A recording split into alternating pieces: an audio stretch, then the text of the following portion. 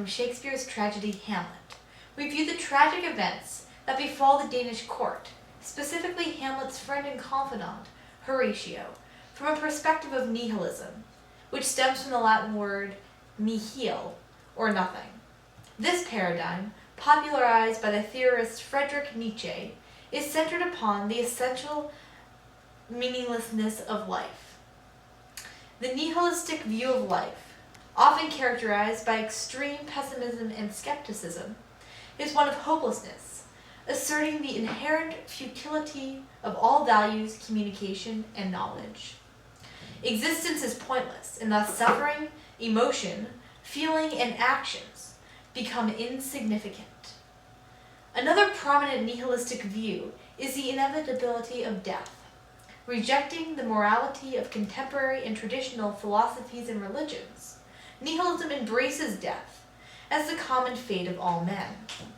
Similarly, life from the nihilistic position is intrinsically empty.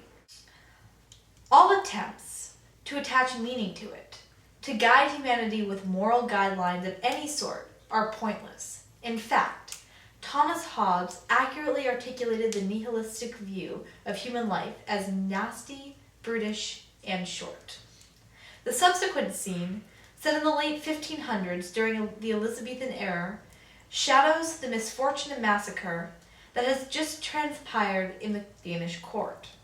The view opens to a grassy courtyard bordering the royal castle. Here, on a crisp day in early spring, Horatio is forced to confront the seemingly unbearable tragedy that has fallen on his closest friend and created a void of power in Denmark. Captivated by violent emotion, Horatio is conflicted between the nihilistic attitude that has overtaken him since the massacre in the Danish court and his promise to the dying Hamlet to continue his life and to ensure a peaceful transition of power in Denmark. Later, the scene shifts to a grungy, vulgar prison in the dark dungeons of the castle, where Horatio debates with a bitter and scraggly inmate. The scene concludes with Fortinbras's offer of an ultimatum to Horatio: remain in Denmark as a servant of the new court, or be banished forever from his homeland.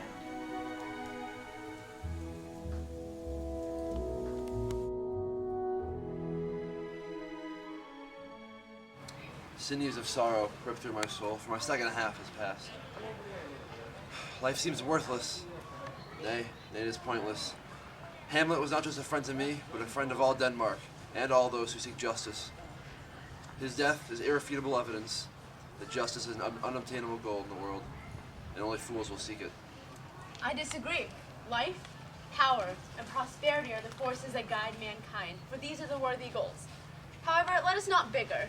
Your meager soul is of no importance to me. You merely represent the former power that my army has now dissipated.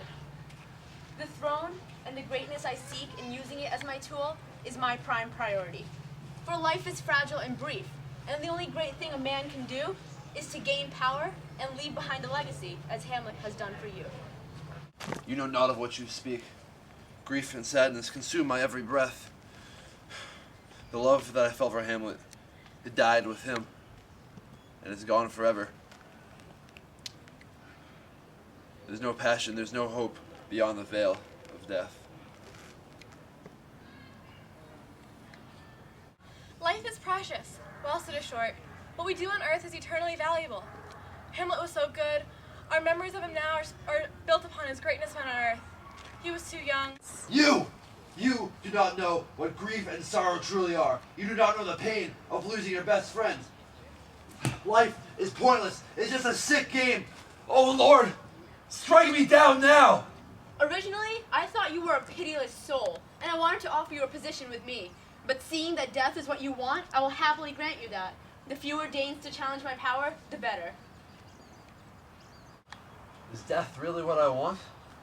Despite the terrible pain that I'm suffering, do I truly want to end it? No, I do not wish to die. I must persevere. I must stay loyal to Denmark and to Hamlet. Unfortunately, your wish to live or die has nothing to do with my plans about your future. I honored your request regarding Hamlet's burial out of the great man that he was, but I care not for your wasteful bantering about the nature of life. Guard, take him away. Yes, King Fortinbras. Come.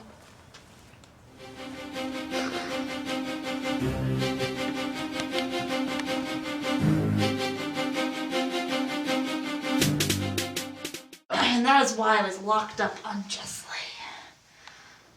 Who goes there? It was 5 years ago that I was locked down here in the dismal depths of despair, for I tried to court the wife of the visiting ambassador from England. Who are you? I'm Horatio, servant of Denmark and of Hamlet. Hamlet? The magnificent? The great? Yes, he was a man of much valor. Unfortunately, his honor has died with him. Prince Hamlet? Dead! Yes, dead at the hands of corruption at the highest levels of Denmark. Prince Hamlet convinced his father to forgive my loans just before I was sent down into this dungeon. I wish that I could see him once more to thank him for his great deeds. Aye, but he has gone to heaven, or I intend to join him soon. No.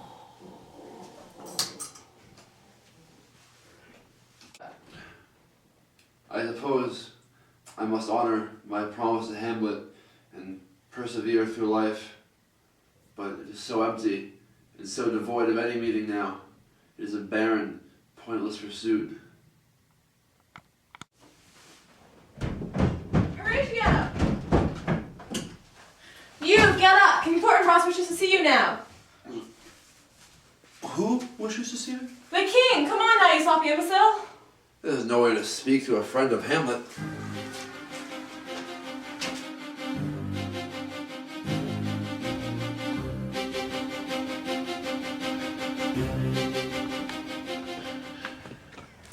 Thank you, guard. You may leave. Horatio, I have pondered for a long time and have come to the following conclusion. Either you leave Denmark, never to be seen again, or you join my forces and help me conquer the lands that I seek. I'll give you 1 night to think about this. Report back to me tomorrow with your final decision. While my choice may be insignificant in the arch of history, I will not dally with my decision. For I would rather leave my homeland forever than see it ruled by an impostor of a king. As you wish. Leave by tomorrow, or I will enlist you into my forces.